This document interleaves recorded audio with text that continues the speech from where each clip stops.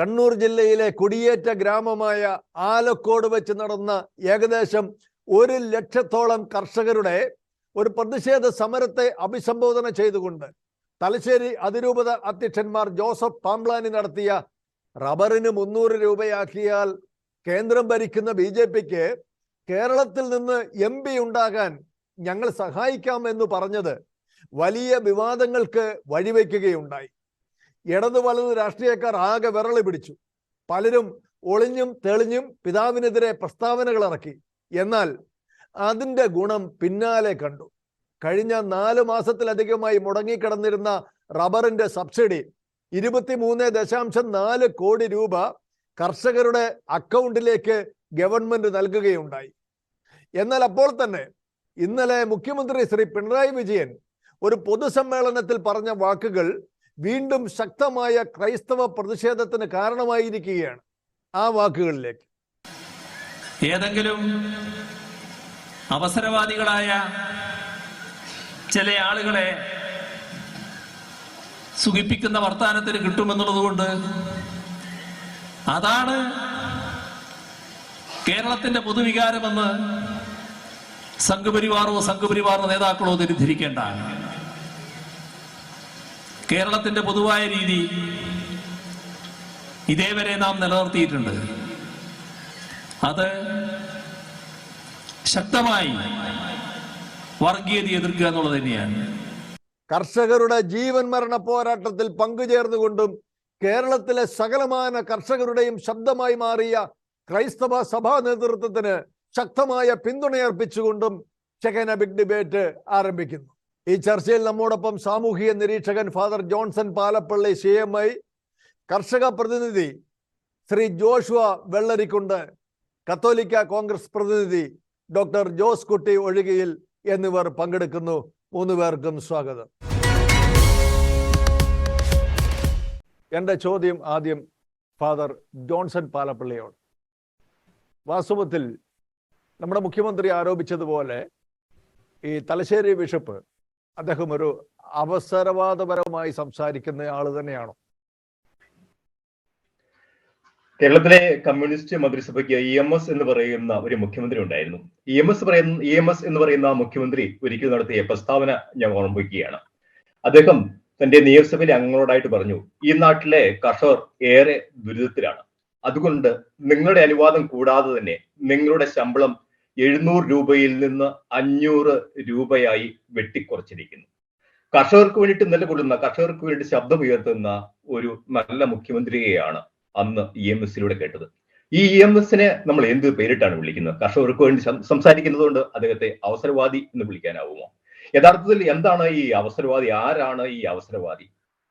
അല്പം കൂടി വിശാലമായ ഒരു അർത്ഥത്തിൽ അവസരങ്ങൾക്കൊത്ത് ഉയർന്ന് താൻ ഏത് ജനവിഭാഗങ്ങൾക്ക് വേണ്ടി നിലകൊള്ളുന്നോ ആ ജനവിഭാഗങ്ങളുടെ താല്പര്യങ്ങൾക്ക് വേണ്ടിയിട്ട് വാദിക്കുന്നവനെ ഞാൻ ഇത്തരുണത്തിൽ അവസരവാദി എന്ന് വിളിക്കുന്നു. അതുകൊണ്ട് ബഹുമാനപ്പെട്ട കേരള മുഖ്യമന്ത്രി പാംബ്ലാനി പിതാവിനെ അവസരവാദി എന്ന് വിളിച്ചിട്ടുണ്ടോ എങ്കിൽ ഒരു വിധത്തിൽ അതിനെ ഒരു അംഗീകാരമായിട്ട് എടുക്കാനായിട്ടാണ് ഞാൻ ആഗ്രഹിക്കുന്നത്. പിതാവ് അവസരവാദി എന്ന പ്രയോഗം കൊണ്ട് നമ്മൾ ഉദ്ദേശിക്കുന്നത് അതിന് വളരെ നെഗറ്റീവ് സെൻസിലാണ് പലപ്പോഴും ഈ അവസരവാദി എന്നുള്ള ആ വാക്കിനെ നമ്മൾ ഉപയോഗിക്കാറുള്ളത്. ആ നെഗറ്റീവ് സെൻസിൽ ഉപയോഗിച്ചുകൊണ്ടിരുന്ന ഒരു വാചകത്തെ അല്ലെങ്കിൽ ഒരു പ്രയോഗത്തെ പിതാവ് അതൊരു പോസിറ്റീവായിട്ട് എടുത്തു എന്ന് വേണം നമുക്ക് വ്യാഖ്യാനിക്കുവാനായിട്ട്. കാരണം നമുക്കറിയാം, കേരളത്തിൽ റബ്ബർ കൃഷി ആദ്യമായിട്ട് വന്നത് 1902 മർഫി സാഹിബ് കോതമംഗലത്തടുത്തുള്ള തട്ടക്കാട് എന്ന പ്രദേശത്താണ് ആദ്യമായിട്ട് റബ്ബർ കൃഷി ആരംഭിച്ചത്. റബ്ബർ കൃഷി ആരംഭിച്ചതിന് ശേഷം 122 വർഷങ്ങൾ പിന്നിട്ടിരിക്കുന്നു. 122 വർഷങ്ങൾ പിന്നിട്ടിട്ട് പോലും ഇതുവരെ ഒരിക്കൽ പോലും റബ്ബർ കർഷകരുടെ ആകുലതകൾ ഇതുവരെ ഒരിക്കലും കേരളത്തിന്റെ പൊതുസമൂഹത്തിൽ, രാഷ്ട്രീയ സമൂഹത്തിൽ ഇത്രമാത്രം ഗൗരവമായിട്ടുള്ള ഒരു ചർച്ചയ്ക്ക് വിധേയമായിട്ടില്ല. ഇപ്പോ ഈ പുതുതായിട്ട് ഉടലെടുത്തിരിക്കുന്ന ഈ പൊളിറ്റിക്സിനെ വേണമെങ്കിൽ നമുക്ക് ആലങ്കാരികമായിട്ട് റബ്ബർ പൊളിറ്റിക്സ് എന്ന് വേണമെങ്കിലും വിളിക്കാവുന്നതാണ്. അത് എന്തുകൊണ്ടാണ് അങ്ങനെ സാധ്യതമായത്? അഭിവന്ധ്യ പാംബ്ലാനി പിതാവിന്റെ അവസരത്തിനൊത്തുള്ള ഒരു പ്രയോഗമാണ്, അല്ലെങ്കിൽ അദ്ദേഹം നടത്തിയ ഒരു പ്രസ്താവനയാണ് ഇത്തരത്തിലുള്ള ഒരു നമ്മൾ കേരള രാഷ്ട്രീയത്തെ തന്നെ റബ്ബർ മരത്തിന് ചുറ്റും കെട്ടിയിടാനായിട്ട് സാധിച്ചത് എന്ന് നമുക്ക് പറയാനായിട്ട് സാധിക്കും. യഥാർത്ഥത്തിൽ എന്താ അഭിവന്ധ്യ പിതാവ് പറഞ്ഞത്? രാജ്യത്തിന്റെ അഖണ്ഡതയ്ക്കെതിരായിട്ട് അദ്ദേഹം ഒന്നും സംസാരിച്ചിട്ടില്ല. ഏതെങ്കിലും മതവിഭാഗത്തിലെ വിശ്വാസ സംഹിതയ്ക്കെതിരായിട്ട് അദ്ദേഹം സംസാരിച്ചിട്ടില്ല. അല്ലെങ്കിൽ ഒരു സമൂഹത്തിന് നേരെയുള്ള കലാപാഹ്വാനമായിട്ട് അദ്ദേഹത്തിന്റെ വാക്കുകളെ നമുക്ക് കാണാനായിട്ട് സാധിക്കുകയില്ല. രാഷ്ട്രീയക്കാരും ഉദ്യോഗസ്ഥ ബൃന്ദവും പതിറ്റാണ്ടുകളായി ചൂഷണം ചെയ്തുകൊണ്ടിരുന്ന, ആരും ചോദിക്കാനില്ലാത്ത, സംഘടനാ ശേഷിയില്ലാത്ത ഒരു ജനസമൂഹത്തിന് വേണ്ടിയിട്ട് പിതാവ് ശബ്ദമുയർത്തുമ്പോൾ ആ ശബ്ദത്തെ അവസരവാദമെന്നും അല്ലെങ്കിൽ വർഗീയവൽക്കരിക്കാനും ശ്രമിക്കുന്നവർ എന്താണ് ചെയ്തുകൊണ്ടിരിക്കുന്നത്? അവർ നമുക്ക് 4 നേരം അന്നം തരുന്ന കർഷകന്റെ കഞ്ഞിയിൽ മണ്ണ് വാടിയിരിക്കുകയാണ് എന്ന് ഞാൻ വ്യക്തിപരമായിട്ട് പറയും. അതിനെയൊക്കെ ഈ അവസരവാദം എന്ന പേരുകൊണ്ട് വിശേഷിപ്പിക്കുകയാണ് എങ്കിൽ അദ്ദേഹത്തിനൊക്കെ ഇത്തരത്തിലുള്ള ഉന്നതമായ അല്ലെങ്കിൽ നമ്മുടെ സാംസ്കാരിക കേരളത്തിന്റെ ഒരു മുഖ്യമന്ത്രി ആയിട്ടിരിക്കാനായിട്ട് എന്ത് യോഗ്യത ആണ് ഉള്ളത് എന്ന് എനിക്ക് ചോദിക്കാനായിട്ട് ഞാൻ ആഗ്രഹിക്കുകയാണ്.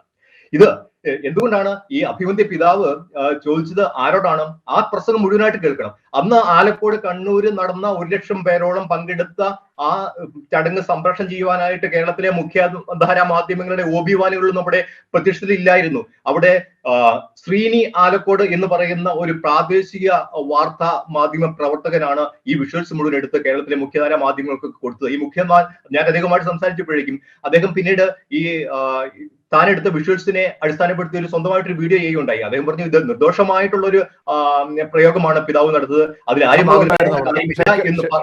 ഷെക്കേന ന്യൂസിന്റെ റിപ്പോർട്ടർമാർ അവിടെ ഉണ്ടായിരുന്നു, ക്യാമറ ഒക്കെ ഉണ്ടായിരുന്നു അവിടെ.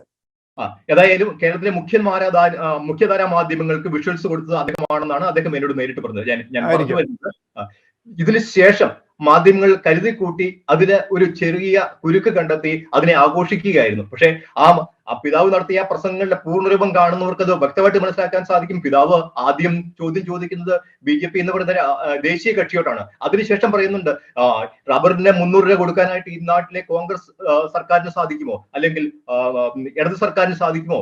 ഉണ്ടെങ്കിൽ ഞങ്ങൾ അവരോടൊപ്പം നിലനിൽക്കും എന്ന് പിതാവ് വ്യക്തമായിട്ട് പറയുന്നുണ്ട്. പിതാവിന് അറിയാം, ഇന്ന് ഇറക്കുമതി നയം തിരുത്തണമെന്നുണ്ടെങ്കിൽ അതിന് എന്തെങ്കിലും ചെയ്യാൻ സാധിക്കണമെന്നുണ്ടെങ്കിൽ കേന്ദ്രം ഭരിക്കുന്ന BJPക്ക് മാത്രമേ അത് സാധിക്കുകയുള്ളൂ എന്ന് വ്യക്തമായിട്ട് നമുക്കറിയാം. കാരണം സ്വാഭാവിക റബ്ബറിന്റെ ഇറക്കുമതി ചുങ്കം ഏതാണ്ട് 25%. ചൈന, ഇന്തോനേഷ്യ, തായ്വാൻ തുടങ്ങിയ രാജ്യങ്ങളിൽ നിന്ന് റബ്ബർ ഇറക്കുമതി ചെയ്യുന്നത് കൊണ്ട്, അത് മാത്രമല്ല നമ്മുടെ MRF, ഡൺലപ്പ്, സീറ്റ് പോലുള്ള റബ്ബർ നമ്മുടെ ടയർ കമ്പനികൾക്കൊക്കെ അസ്വാഭാവിക ഇറക്കുമതി റബ്ബർ കിട്ടാനായിട്ടാണ് അവർക്ക് താല്പര്യം. അപ്പൊ അത്തരത്തിലുള്ള വിശാലമായ കടമ്പകൾ കടക്കാനായിട്ട് സാധിക്കുന്നത്, അല്ലെങ്കിൽ കർഷകനെ സഹായിക്കുന്ന രീതിയിലുള്ള ഒരു നിലപാട് എടുക്കാനായിട്ട് സാധിക്കുന്നത് BJPക്ക് മാത്രമേ സാധിക്കൂ എന്ന പിതാവിന് വ്യക്തമായിട്ട് അറിയാം. അതുകൊണ്ട് BJPയെ, അത് മാത്രമല്ല പിതാവ് ഇന്ന് പോകുന്നതിന് മുമ്പ് മുങ്ങിച്ചാൻ പോകുന്നവന് എന്നെ ഒരു കോൺഗ്രസ്സുകാരനെ രക്ഷിക്കണേ, അല്ലെങ്കിൽ ഒരു മാർക്സിസ്റ്റുകാരനെ രക്ഷിക്കണേ, BJPക്കാരനെ രക്ഷിക്കണമേ, അവന്റെ മുമ്പിലേക്ക് ഏത് കരമാണോ ആദ്യം നീണ്ടുവരുന്നത് ആ കരത്തിൽ കയറി പിടിച്ച് രക്ഷപ്പെടുക എന്നുള്ളത് മുങ്ങിച്ചാകാൻ പോകുന്നവന്റെ സ്വാഭാവികമായിട്ടുള്ള ഒരു മാനസിക പ്രേരണയാണ്. അതുപോലെ തന്നെ കേരളത്തിലെ കർഷകർ പതിറ്റാണ്ടുകളായി, അവരുടെ പ്രത്യേകിച്ച് റബ്ബർ കർഷകരെ പതിറ്റാണ്ടുകളായി അവർക്ക് ഒരു ആശ്രമം ഇല്ലാതെ വരുമ്പോൾ എവിടുന്നാണ് തങ്ങൾക്ക് ഒരു സഹായം ലഭിക്കുന്നത്? നമുക്കറിയാം, രാജ്യതലസ്ഥാനത്തെ ഇന്ദ്രപ്രസ്ഥത്തില് കേരളത്തിൽ നിന്ന് ഒരു താമര വിരിഞ്ഞത് അവിടെ പ്രതിഷ്ഠിക്കാനായിട്ട് വർഷങ്ങളായിട്ട് കാത്തിരിക്കുന്ന ഒരു സർക്കാരാണ് കേന്ദ്രത്തിലുള്ളത്. അങ്ങനെ വരുമ്പോഴേക്കും തെരഞ്ഞെടുപ്പ് ഗോതായിൽ സംസാരിക്കേണ്ട ഭാഷ വോട്ടിന്റെ ഭാഷയാണ്. അതുകൊണ്ട് അവിടുത്തെ വിനിമയ നാണയം എന്ന് പറയുന്നത് വോട്ടാണ്. വോട്ട് കൊടുപ്പ് നമുക്കറിയാവുന്നത് പോലെ തന്നെ ഞങ്ങളുടെ വന്നിട്ടുണ്ടെങ്കിൽ നിങ്ങൾക്ക് വോട്ട് തരാം, ഞങ്ങളുടെ നാട്ടിൽ കുടിവെള്ളം വന്നിട്ടുണ്ടെങ്കിൽ വോട്ട് തരാം, അങ്ങനെയാണെങ്കിൽ ഞങ്ങളുടെ നാട്ടിൽ കർഷകർക്ക് കാർഷിക ഉൽപ്പന്നങ്ങൾക്ക് ന്യായമായ വില വന്നിട്ടുണ്ടെങ്കിൽ നിങ്ങൾക്ക് വോട്ട് തരാം എന്ന് പറയുന്നത് എന്താണ് തെറ്റിരിക്കുന്നത് എന്നാണ് ഇവിടുത്തെ പൊതുസമൂഹം ചോദിച്ചുകൊണ്ടിരിക്കുന്നത്. അതിന് പിതാവിനെ ക്രൂശിക്കുന്നതിന്റെ പിന്നിൽ മറ്റു ചില കാരണങ്ങളുണ്ട് എന്ന് നമുക്ക് മനസ്സിലാക്കാനായിട്ട് സാധിക്കും.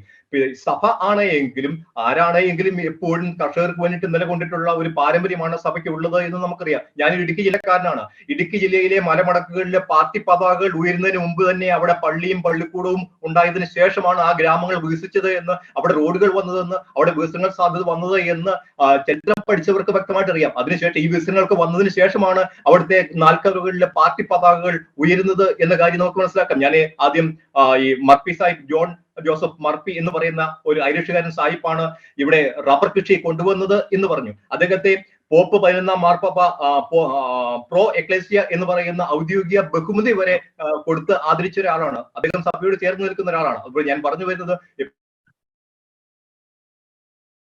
എപ്പോഴും അത് ഉപരിയായിട്ട് ഞാൻ ഒരു കാര്യം പറയാനായിട്ട് സാധിക്കുന്നത്, ക്രിസ്തു, നമ്മുടെ കത്തോലിക്ക സഭയുടെ നമ്മുടെ ഏറ്റവും വലിയ ചൈതന്യമായ ഈശോ ക്രിസ്തു സംസാരിച്ചത് എപ്പോഴും ഒരു കർഷകന്റെ ഭാഷയിലാണ്. വിലക്കാരനെ കുറിച്ച് ക്രിസ്തു സംസാരിക്കുമ്പോൾ അദ്ദേഹത്തിന് ക്രിസ്തുവിന് ഒരു കർഷകന്റെ മനസ്സായിരുന്നു. കടുകുമണി, സ്വർഗരാജ്യത്തെ പറ്റി ക്രിസ്തു ഉപമിച്ചത് ഒരു കടുകുമണിയോടായിരുന്നു. ഗോതമ്പ് മണി അഴിയുന്നില്ല എങ്കിൽ അത് ഫലം പുറപ്പെടുവിക്കുന്നില്ല എന്ന് ക്രിസ്തു പറയുമ്പോഴേക്കും ക്രിസ്തുവിന് ഒരു കർഷകന്റെ മനസ്സായിരുന്നു. മുന്തിരിച്ചെടി ശാഖയോട് ചേർന്ന് നിൽക്കുക എന്ന് പറയുമ്പോഴേക്കും ക്രിസ്തുവിന് ഒരു കർഷകന്റെ മനസ്സായിരുന്നു. നല്ല ഫലം തരാത്ത വൃക്ഷമൊക്കെ വെട്ടി തീയിലിടപ്പെടും എന്ന് പറയുമ്പോഴും ക്രിസ്തുവിനെ ഒരു കർഷകന്റെ മനസ്സായിരുന്നു. കർഷകനെ പോലെ കർഷകന്റെ ഭാഷയിൽ സംസാരിച്ച ഒരു മത നേതാവ് ഈ ലോകത്തിൽ ഉണ്ടാകില്ല എന്നുള്ള കാര്യം ചരിത്രമായി പഠിപ്പിക്കുന്ന സത്യമാണ്. ആ ക്രിസ്തുവിന്റെ പിൻഗാമിയായ പിതാവ് ഈ കർഷകർക്ക് വേണ്ടിയിട്ട് സ്വരമുയർത്തിയിട്ടുണ്ട് എങ്കിൽ അതിനെ ആർക്കാണ് ചോദ്യം ചെയ്യാൻ സാധിക്കുക? പിതാവ് തന്നിൽ ഫലമേൽപ്പിക്കപ്പെട്ടിരിക്കുന്ന ആടുകളുടെ അല്ലെങ്കിൽ വിശ്വാസികളുടെ ആധ്യാത്മിക കാര്യം പോലെ തന്നെ ഭൗതിക കാര്യവും വളരെ വ്യക്തമായിട്ട് അന്വേഷിക്കുന്നതിൽ അദ്ദേഹം കാണിക്കുന്ന ഈ തീഷ്ണതയെ നമ്മൾ ശ്ലാഘിക്കുകയല്ലേ വേണ്ടത് എന്നാണ് എന്റെ ചോദ്യം. വളരെ വ്യക്തമാണ്. അങ്ങയുടെ വാക്കുകളിൽ നിന്ന് അങ്ങ് പറഞ്ഞ ഒരു വലിയ സത്യം, മുങ്ങിത്താഴാൻ തുടങ്ങുന്നവന് ആരെങ്കിലും ഒരു കയറിട്ട് കൊടുത്താൽ അത് ആരിട്ട് കൊടുത്തു എന്ന് നോക്കിയിട്ടല്ല കയറി പിടിക്കുന്നത്, തൻ്റെ ജീവൻ രക്ഷിക്കുക എന്നുള്ളതാണ് പരമപ്രധാനമായ കാര്യം. അങ്ങനെയെങ്കിൽ BJP-യുമായിട്ട് കൈകോർക്കാനായിട്ട് കത്തോലിക്ക സഭയ്ക്ക് യാതൊരുവിധ തടസ്സങ്ങളും ഇല്ല എന്നാണോ അങ്ങ് പറഞ്ഞു വരുന്നത്? ഒരു രാഷ്ട്രീയ പാർട്ടിക്ക് വോട്ട് കൊടുക്കുക എന്നതിന്റെ അർത്ഥം നമ്മുടെ സർവ്വ വിശ്വാസ സംഹിതകളും ആ പാർട്ടിക്ക് അടിയറ വെക്കുക അല്ല എന്ന് ആദ്യം മനസ്സിലാക്കുക. വോട്ട് കൊടുക്കുന്നതിലൂടെ ഞങ്ങൾ നിങ്ങളുടെ അടിമകളായി, അല്ലെങ്കിൽ ഞങ്ങൾ നിങ്ങളുടെ കൂടാരത്തിൽ ചേക്കേറി, അല്ലെങ്കിൽ ഞങ്ങൾ നാളെ മുതൽ പുറക്കാൻ പോകുന്നത് നിങ്ങളുടെ പാർട്ടി പതാകയാണ് എന്നുള്ള ഒരു സങ്കല്പമൊന്നും ഒരിക്കലുമില്ല. ചിലപ്പോൾ കർഷകരുടെ കൂടെ നിൽക്കുന്ന പാർട്ടിയോടൊപ്പം നിലകൊള്ളുക എന്ന് പറയുന്ന ഒരു പരമ്പരാഗതമായ സമീപനം കത്തോലിക്ക സഭ സ്വീകരിച്ചിട്ടുണ്ട്. ഈ അടുത്ത കാലത്ത് നമുക്ക് ഉദാഹരണം പറഞ്ഞ 2014 നമുക്ക് ഞാൻ ഇടുക്കി നിയോജകമണ്ഡലത്തിൽ നിന്നുള്ളതാണ്. ഇടുക്കിയെ സംബന്ധിച്ച് പറയുന്നത് ഇടുക്കിയിലെ ക്രൈസ്തവരുടെ രാഷ്ട്രീയ മനസ്സ് എപ്പോഴും കൈപ്പത്തിയോട് ചേർന്ന് നിൽക്കുന്ന ഒരു രാഷ്ട്രീയ മനസ്സാണ്. പക്ഷെ 2014 എന്താണ് സംഭവിച്ചത്? 2014 വളരെ വ്യത്യസ്തമായിട്ട് ഇടുക്കിയിലെ ക്രൈസ്തവ വോട്ടുകൾക്ക് ചെറിയൊരു സ്ഥാന ചലനം സംഭവിക്കുകയും ഇടതു മുന്നണിയുടെ പ്രതിനിധിയായിട്ട് നിന്നിരുന്ന ജോയിസ് ജോർജ് ഏകദേശം 50,000-ഓളം വോട്ടിന് വിജയിക്കുകയും ചെയ്തു. അതുകൊണ്ട് ഇടുക്കി ജില്ലയിലെ ക്രൈസ്തവർ മുഴുവനും ചുമന്ന കൊടി പുതച്ചിരിക്കുന്നു, അല്ലെങ്കിൽ അവരുടെ വിശ്വാസ സംഹിത മുഴുവൻ മാർക്സിസ്റ്റ് ഏകേജ് സെന്ററിൽ അടിയറ വെച്ചിരിക്കുന്നു എന്ന് വ്യാഖ്യാനിച്ചാൽ നമുക്ക് ശരിയാകില്ല. 2019 ഇലക്ഷന് നേരെ തിരിഞ്ഞു.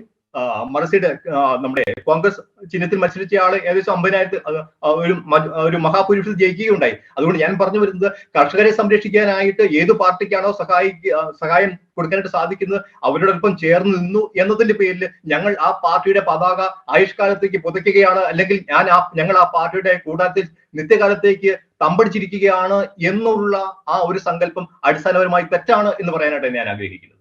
ഓക്കെ, വളരെ വ്യക്തമാണ്. ശ്രീ ജോഷുവ വെള്ളരിക്കുണ്ട്, അങ്ങ് മലബാർ മേഖലയിലെ ഒരു കുടിയേറ്റ കർഷകനാണല്ലോ. ഇന്നലത്തെ മുഖ്യമന്ത്രിയുടെ വാക്കുകളിൽ അഭിവന്ദ്യ പിതാവ് പറഞ്ഞ അഭിപ്രായം അത് കേരളത്തിലെ കർഷകരുടെ പൊതുവികാരമല്ല എന്ന് മുഖ്യമന്ത്രി സൂചിപ്പിക്കുകയുണ്ടായി. അതിൻ്റെ അർത്ഥം കേരളത്തിലെ കർഷകർ ഈ പൊതുസമൂഹത്തിൻ്റെ, മുഖ്യധാര സമൂഹത്തിൻ്റെ ഭാഗമല്ല എന്ന ഒരു ധ്വനി അതിനകത്തുണ്ട്. എന്താണ് അങ്ങേക്ക് പറയാനുള്ളത്? ഒന്നാമത്തെ കാര്യമായിട്ട് മുഖ്യമന്ത്രിയുടെ വകയായിട്ട് പുതിയ ഒരു വാക്കുകൂടെ കേരള സമൂഹത്തിന് സംഭാവനയായിട്ട് കിട്ടിയിരിക്കുന്നു. 1 നികൃഷ്ട ജീവി, 2 ഉലംകുത്തി, 3 പരനാറി, ഇന്ന് അവസരവാദി. ഞങ്ങൾ കർഷകരെ സംബന്ധിച്ചിടത്തോളം ഇവരുടെ രാഷ്ട്രീയ കളികളോ അല്ലെങ്കിൽ അധികാര വടംവലിയോ ഒന്നും ഞങ്ങൾക്ക് പ്രശ്നമല്ല.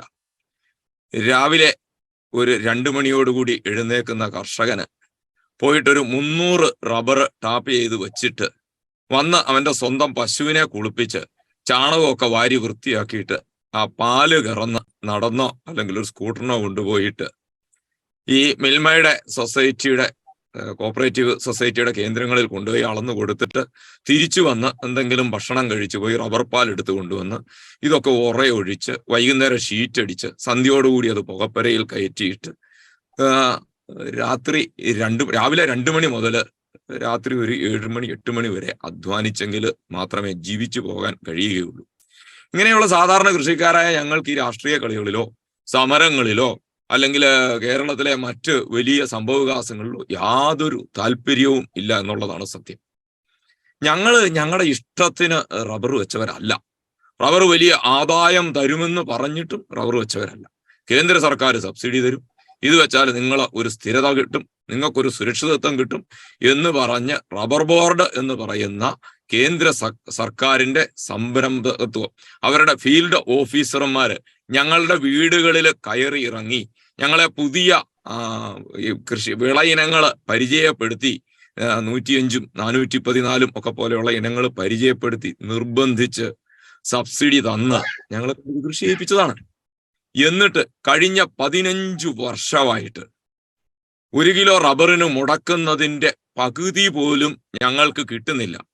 അപ്പോൾ നിങ്ങൾ ചോദിച്ചേക്കാം എങ്ങനെയാണ് പിന്നെ 15 വർഷമായിട്ട് ഞങ്ങൾ ജീവിക്കുന്നതെന്ന്.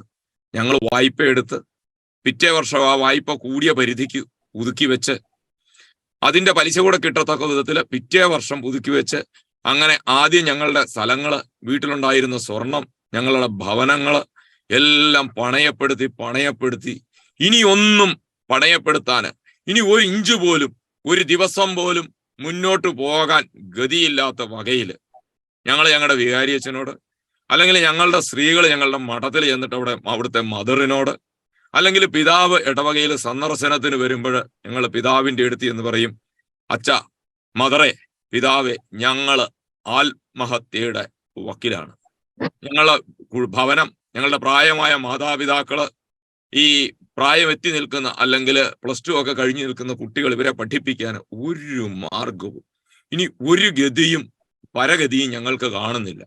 ആത്മഹത്യ അല്ലാതെ ഒരു മാർഗം ഞങ്ങളുടെ മുമ്പിലില്ല എന്ന് പറഞ്ഞതിന്റെ വെളിച്ചത്തിലാണ് ഒരു കർഷക സംഘടന അല്ലാത്ത കത്തോലിക്ക കോൺഗ്രസ് ഈ രംഗത്തേക്ക് വന്നതും ഞങ്ങളുടെ സമരത്തിൽ പിതാവിനെ പ്രസംഗിക്കാൻ വിളിച്ചതും പിതാവ് ഞങ്ങൾക്ക് വേണ്ടി സംസാരിച്ചതും.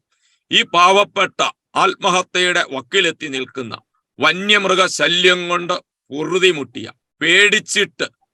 പേടിച്ചിട്ട് റബ്ബർ തോട്ടത്തിൽ ഇറങ്ങാൻ കഴിയാത്ത വിധം ഭയാനകമായിട്ട് വന്യമൃഗങ്ങളാൽ ആക്രമിക്കപ്പെട്ടുകൊണ്ടിരിക്കുന്ന ഈ കർഷകർക്ക് വേണ്ടിയിട്ട് പിതാവ് ശബ്ദിച്ചപ്പോൾ ഈ രാജ്യത്തെ രാഷ്ട്രീയ കക്ഷികൾ അല്ലെങ്കിൽ ഭരിക്കുന്ന ഞങ്ങളുടെ ഭരണകർത്താക്കൾ ഇങ്ങനെയല്ലായിരുന്നു പ്രതികരിക്കേണ്ടത്. ഇതാ, കർഷകർക്ക് ഇങ്ങനെ ഒരു പ്രശ്നമുണ്ടെങ്കിൽ ഞങ്ങൾ പരിഹരിച്ചു തരും എന്ന ഒരൊറ്റ വാക്കിൽ തീരേണ്ട പ്രശ്നം ഇതിനു മാത്രം വലിച്ചു നീട്ടി ഇത്രമാത്രം ചർച്ചാ വിഷയമാക്കി കർഷകരെ ആക്ഷേപിച്ച്, സമുദായത്തെ ആക്ഷേപിച്ച്, മതത്തെ ആക്ഷേപിച്ച്, ഞങ്ങളുടെ മേലധ്യക്ഷന്മാരെ ആക്ഷേപിച്ച് വഷളാക്കേണ്ട യാതൊരു ആവശ്യമില്ലായിരുന്നു. ഒരൊറ്റ വാക്കിൽ തീർക്കാം കർഷകന്റെ പ്രശ്നം, ഞങ്ങൾ പറഞ്ഞു തീർക്കാം. ഇനി മുഖ്യമന്ത്രി ഞങ്ങളോട് പറയട്ടെ, പ്രതിപക്ഷ നേതാവ് ഞങ്ങളോട് പറയട്ടെ, അല്ലെങ്കിൽ BJPയുടെ നേതാക്കൾ ഞങ്ങളോട് പറയട്ടെ, ഇനി ആത്മഹത്യയുടെ വക്കിലെത്തിയ കുടുംബം ഇടവക വികാരിയെ വിളിക്കണ്ട, മഠത്തിലെ മദറിനെ വിളിക്കണ്ട, മെത്രാനോടും പറയണ്ട, ഇതാ ഫോൺ നമ്പർ, നിങ്ങൾ വിളിച്ചോളൂ, ഞങ്ങൾ വന്ന് നിങ്ങളുടെ പ്രശ്നം പരിഹരിച്ചു തരാം. വന്യമൃഗശല്യമാണെങ്കിലും ഇനി കടബാധ്യതകളാണെങ്കിലും വീട് ജപ്തിയാകുന്ന പ്രശ്നങ്ങളാണെങ്കിലും ഞങ്ങളുടെ മക്കളുടെ വിദ്യാഭ്യാസ കാര്യങ്ങളാണെങ്കിലും നിങ്ങൾക്ക് വേണ്ട കാര്യങ്ങൾ ഞങ്ങൾ ചെയ്തു തരാമെന്ന് ഇവരിൽ ആരെങ്കിലും പറയട്ടെ, ഞങ്ങൾ ഫോൺ വിളിക്കാം, അവർ വന്ന് ചെയ്തു തരട്ടെ. ഇതൊന്നും ചെയ്യാൻ കഴിയുകയുമില്ല. കർഷകന്റെ പ്രശ്നങ്ങളിൽ ഇടപെടാൻ അവർക്ക് സാധ്യമല്ല. എന്നിട്ട് ഇതിനെല്ലാം ഒരു പുകമറ എന്നു വണ്ണം ഈ പറഞ്ഞ പിതാവിനെയും ഈ കത്തോലിക്ക സമൂഹത്തെയും വ്യക്തിപരമായിട്ടും വളഞ്ഞിട്ടും ആക്രമിക്കുന്നത് രക്ഷപ്പെടാനുള്ള കുടിലതന്ത്രമാണ് എന്ന് മാത്രമേ എനിക്ക് പറയാനുള്ളൂ. വളരെ വ്യക്തമാണ് ശ്രീ ജോഷുവ അങ്ങയുടെ വാക്കുകളിൽ നിന്ന്. കാരണം കർഷകർ എപ്പോഴും അവഗണിക്കപ്പെടുന്ന ഒരു സാഹചര്യമാണ് നമ്മൾ കണ്ടുകൊണ്ടിരിക്കുന്നത്. ഇവിടെ സിനിമാ നടന്മാർക്ക് അവാർഡ് കൊടുക്കുന്നുണ്ട്, നാടകക്കാർക്ക് അവാർഡ് കൊടുക്കുന്നുണ്ട്, മറ്റ് പല വിധത്തിൽ തിളങ്ങുന്നവർക്കൊക്കെ അധിക അവാർഡ് കൊടുക്കുന്നുണ്ട്. അതൊന്നും അവർക്കൊന്നും ഒരു അവാർഡും കിട്ടിയില്ലെങ്കിലും, അല്ലെങ്കിൽ ഈ സിനിമാ നടന്മാരോ നടിമാരോ ഒന്നും ഇല്ലെങ്കിലും ഈ നാട് മുന്നോട്ട് പോകാൻ ഒരു പ്രശ്നമില്ല, ഒരു തടസ്സമില്ല. പക്ഷെ കർഷകരില്ലെങ്കിൽ ഈ നാടിന്റെ അവസ്ഥ വളരെ ശോചനീയമായി തീരും. അതുകൊണ്ടാണ് കേരളത്തിൽ കൃഷി നശിച്ചുകൊണ്ടിരിക്കുന്നത്. പല കർഷകരും കൃഷി ഉപേക്ഷിച്ചുകൊണ്ടിരിക്കുന്നു. കൃഷിക്കാരുടെ മക്കള് എങ്ങനെയെങ്കിലുമൊക്കെ അല്പം ഒന്ന് പഠിച്ച് +2 ഒക്കെ പാസ്സായി കഴിഞ്ഞാൽ അവര് വിദേശത്തേക്ക് പോകാനായിട്ട് ഇപ്പോൾ അങ്ങനെ ഒരു പലായനം നടന്നുകൊണ്ടിരിക്കുകയാണ്. നമുക്കറിയാം, നമ്മളിപ്പോൾ തമിഴ്നാട്ടിൽ നിന്നും ആന്ധ്രയിൽ നിന്നും ഒക്കെ വരുന്ന അരിയും പച്ചക്കറിയൊക്കെ ഉള്ളത് കൊണ്ടാണ് നമ്മളിന്ന് ഇവിടെ ജീവിച്ചു പോകുന്നത്. അപ്പോൾ വളരെ വ്യക്തമാണ്, കേരളത്തിന്റെ ഒരു വലിയ പ്രശ്നം തന്നെയാണ് കർഷക സമൂഹം ഇവിടെ തീർത്തും അവഗണിക്കപ്പെടുന്നു. രാഷ്ട്രീയക്കാര് കർഷകരെ കുറിച്ച് കാര്യമായിട്ടൊന്നും പരിഗണിക്കുന്നില്ല എന്നുള്ളത് ആ ഒരു ആശങ്ക അങ്ങ് പങ്കുവച്ചത് വാസ്തവത്തിൽ അത് കേരളത്തിന്റെ മുഴുവനും ഒരു വലിയ പ്രശ്നം തന്നെയാണ്. ശ്രീ ജോസുകുട്ടി ഒഴികയിൽ ഈ റബ്ബറിന്റെ പിന്നിൽ ഒരു രാഷ്ട്രീയമുണ്ടല്ലോ. അങ്ങ് കത്തോലിക്ക കോൺഗ്രസിന്റെ ഒരു പ്രതിനിധി കൂടിയാണല്ലോ. ഈ കോൺഗ്രസ്സുകാരും കേരള കോൺഗ്രസ്സുകാരും ഒക്കെ ഇലക്ഷൻ വരുമ്പോൾ വാസ്തവത്തിൽ കേരളത്തിലെ കർഷകരുടെ വികാരങ്ങൾ അല്ലെങ്കിൽ അവരുടെ ആവശ്യങ്ങൾ ഇതെല്ലാം ഊന്നി പറഞ്ഞുകൊണ്ട് ഞങ്ങൾ നിങ്ങളെ സഹായിക്കാം, അത് ചെയ്യാം, അങ്ങനെ ചെയ്യാം, ഇങ്ങനെയൊക്കെ പറഞ്ഞുകൊണ്ടാണ് ഈ രാഷ്ട്രീയക്കാർ, പ്രത്യേകിച്ച് കോൺഗ്രസ്സുകാരും കേരള കോൺഗ്രസ്സുകാരും ഒക്കെ വോട്ട് വാങ്ങി വിജയിച്ചങ്ങ് പോകുന്നു. എന്നാൽ പലപ്പോഴും പിന്നീട് കർഷകർക്ക് വേണ്ടി ഇവരാരും ഒന്നും ചെയ്യുന്നില്ല. അപ്പോൾ ഈ പർട്ടിക്കുലർലി ഈ റബ്ബറിന്റെ പിന്നിലുള്ള രാഷ്ട്രീയം എന്താണ്? ഇത് വാസ്തവത്തില് റബ്ബറിന്റെ പിന്നിലുള്ള രാഷ്ട്രീയത്തിലേക്ക് വരുന്നതിന് മുമ്പ് ഒരു കാര്യം ഒന്ന് ശ്രദ്ധയിൽപ്പെടുത്താൻ, അത് മുഖ്യമന്ത്രിക്ക് ഇത്ര ഹാലളിക്കുന്നതിന് പിന്നിലുള്ള പ്രശ്നം അദ്ദേഹത്തിന്റെ തന്നെ പാർട്ടി കഴിഞ്ഞ തെരഞ്ഞെടുപ്പിനെ നേരിട്ടപ്പോൾ കർഷകർക്ക് കൊടുത്തൊരു വാഗ്ദാനമുണ്ട്. 250 രൂപ റബ്ബറിന് കൊടുക്കും. ആ 250 രൂപയ്ക്ക് റബ്ബർ സംഭരിക്കും എന്ന് പറഞ്ഞത് വെറുതെ ഒരു താല്പര്യത്തിന് വേണ്ടി പറഞ്ഞതല്ല. റബ്ബർ ബോർഡിന്റെ 5 വർഷം മുമ്പത്തെ കണക്കനുസരിച്ച് 172 രൂപയാണ് 1 കിലോ റബ്ബറിന്റെ ഉൽപാദന ചെലവ്. സ്വാമിനാഥൻ ഫോർമുല അനുസരിച്ച് COP + 50 എന്നാണ്. അതായത് കോസ്റ്റ് ഓഫ് പ്രൊഡക്ഷൻ പ്ലസ് 50% കൂടി ചേരുന്ന വില വേണം ഉൽപ്പന്നത്തിന് കിട്ടാൻ.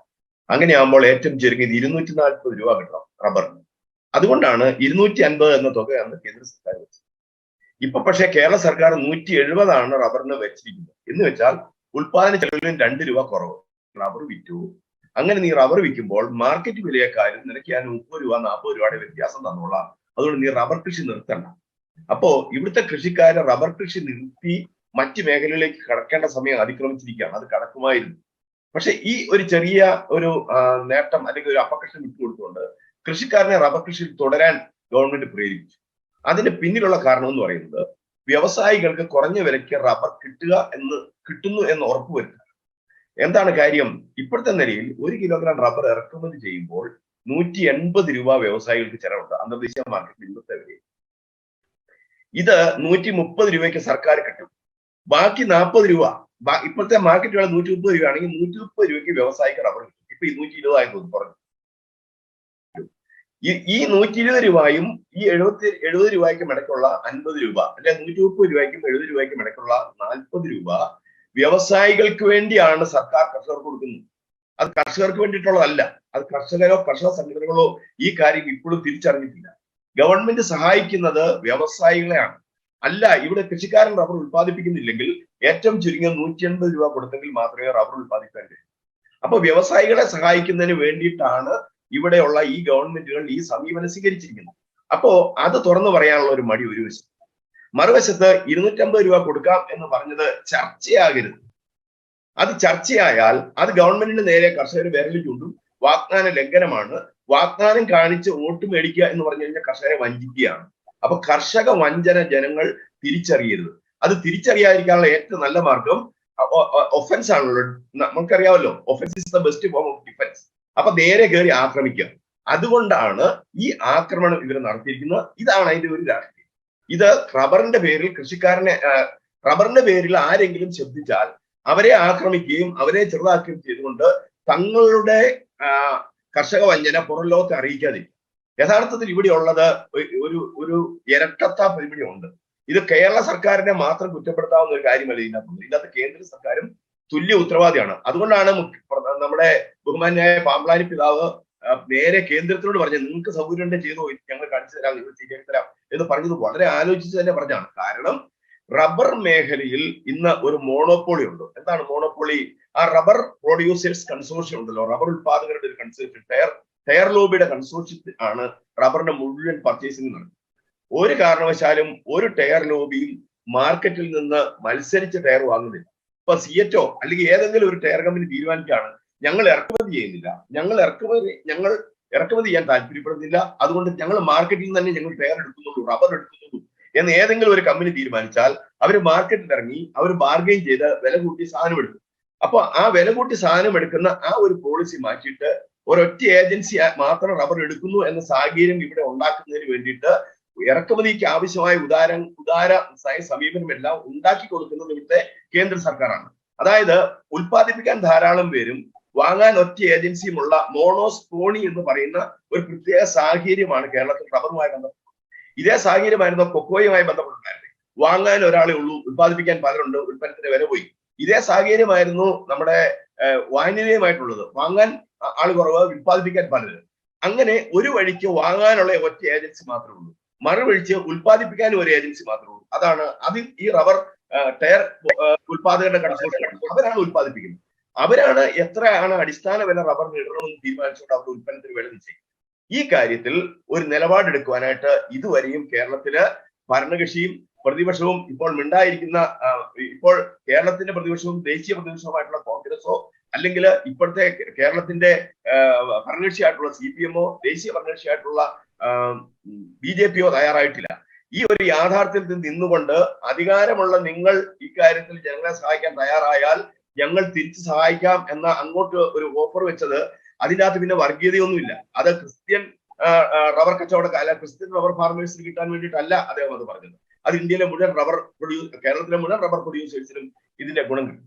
അപ്പൊ ഇവിടെ ഇതിന് പകരം എന്താണ് ചെയ്യുന്നത്? അതിന് പകരം ഇവർ ചെയ്യുന്നത് ഇത് ഒരു വർഗീയതയുടെ, അതുപോലെ തന്നെ ഇതിന്റെ അകത്ത് ബിഷപ്പിൽ എന്തോ ചില സ്ഥാപിത താല്പര്യമുണ്ട് വരുത്തി തീർക്കാനായിട്ടുള്ള ഒരു മറ്റു തരത്തിലുള്ള ഒരു പ്രചരണമാണ് ഇപ്പോൾ നടക്കുന്നത്. ബിഷപ്പിന് കൃത്യമായ താല്പര്യമുണ്ടെന്ന് ബിഷപ്പ് പറഞ്ഞു കഴിഞ്ഞു. എനിക്ക് ഈ പാവപ്പെട്ട മനുഷ്യരുടെ കണ്ണീര് കാണാൻ പറ്റില്ല, അവരുടെ സങ്കടങ്ങൾ കാണാൻ പറ്റില്ല, അവർ നിലനിൽപ്പിന് വേണ്ടി അവർ കണ്ടുകൊണ്ടിരിക്കുകയാണ്. ഇപ്പൊ പ്രിയപ്പെട്ട ജോഷുവ ഇവിടെ പറഞ്ഞത് നമ്മൾ കേട്ടല്ലോ. കഴിഞ്ഞ 15 വർഷമായി ഇവിടുത്തെ കൃഷിക്കാരന്റെ കടം 15 ഇരട്ടിയോ 20 ഇരട്ടിയായിട്ട് വർദ്ധിച്ചു. അന്ന് 1 ലക്ഷം രൂപ കടമുള്ളവൻ ഇന്ന് 15 ലക്ഷമോ 20 ലക്ഷം രൂപ ആയിട്ട് കടമായി മാറി. അതിന്റെ ഒരു ബദല് പറയാം. കഴിഞ്ഞ 15 വർഷം മുമ്പ് ടയർ കമ്പനികളുടെ ഷെയറിന്റെ മൂല്യം ഏതാണ്ട് 15, 20 മുതൽ 40 ഇരട്ടി വരെ കൂടി. അപ്പോ ഇവിടുത്തെ റബ്ബർ കൃഷിക്കാരനെ കടക്കണിയിലാക്കിക്കൊണ്ട് ഇവിടുത്തെ ടയർ കൃഷിക്കാരന് ലാഭം ഉണ്ടാക്കി കൊടുക്കുകയും ആ ലാഭത്തിന്റെ വിഹിതം വേണ്ടപ്പെട്ടവർ വേണ്ട രീതിയിൽ പറ്റുകയും ചെയ്യുന്ന ഒരു സാഹചര്യമാണ് ഇന്ന് ഇന്ത്യയിൽ നിലനിൽക്കുന്നതെന്ന് ഞാൻ പറയാൻ ആഗ്രഹിക്കുകയാണ്. ഇതാണ് യഥാർത്ഥത്തിൽ ഇവിടുത്തെ പ്രതിസന്ധി. ഇത് തുറന്നു കാണിക്കത്തക്ക രീതിയിലുള്ള ചർച്ച ഇവിടെ നടക്കാതിരിക്കാൻ ഇവിടുത്തെ രാഷ്ട്രീയ പാർട്ടികൾ ശ്രദ്ധിക്കുകയാണ്. അതാണ് അതിന്റെ തന്ത്രം, അതിന്റെ രാഷ്ട്രീയം അതാണ്. യഥാർത്ഥത്തിലെ സാമ്പത്തിക പ്രതിസന്ധി എന്താണ്, യഥാർത്ഥത്തിലെ സാഹചര്യം എന്താണ് എന്ന ആ ചർച്ച ആ രീതിയിൽ വളരാതിരിക്കാൻ വേണ്ടിയിട്ടുള്ള ഒരു സാഹചര്യം കൃത്രിമമായി ഇവിടുത്തെ രാഷ്ട്രീയ പാർട്ടികളോട് സൃഷ്ടിക്കുകയാണ്. അതാണ് ഇവിടെ കോൺഗ്രസും ഇവിടെ CPM ഒരേപോലെ ചെയ്തിരിക്കുന്നത്, ഒരു തർക്കമില്ല കാര്യം. അപ്പൊ ഇവിടെ മുഖ്യമന്ത്രിയെ സംബന്ധിച്ചിടത്തോളം ഈ അവസരവാദി എന്ന് അദ്ദേഹം പറയും. കാരണം ലോകത്തിലെ ഏറ്റവും വലിയ അവസരവാദിയാണ് അദ്ദേഹം എന്ന് ഈ സമീപകാല ചരിത്രം നമ്മളോട് പറയുന്നുണ്ട്.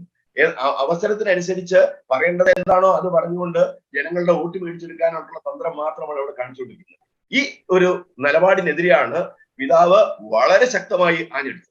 കാരണം ക്രൈസ്തവർക്കെതിരെയുള്ള ആക്രമണങ്ങൾ വടക്കേന്ത്യയിൽ നടക്കുന്നുള്ളത് യാഥാർത്ഥ്യമാണ്. ക്രൈസ്തവർ ആക്രമിക്കപ്പെടുന്നുണ്ട്. അത് ലോക ചരിത്രത്തിൽ എന്നും ഈ ക്രൈസ്തവർ ആക്രമിക്കപ്പെട്ടിട്ടുണ്ട്. പണ്ട് നീറോയുടെ കാലം മുതൽ ക്രൈസ്തവരുടെ ആക്രമണങ്ങൾ, ക്രിസ്ത്യാനിറ്റി ഉണ്ടായ കാലം മുതൽ ക്രൈസ്തവർ ആക്രമിക്കപ്പെട്ടിട്ടുണ്ട്. ആക്രമണങ്ങളെയും പ്രതികൂല സാഹചര്യങ്ങളെയും അതിജീവിച്ചുകൊണ്ടാണ് വിശ്വാസത്തിൽ ഉറച്ചു നിന്നുകൊണ്ട് അവർ മുന്നോട്ട് പോയിട്ടുള്ളത്.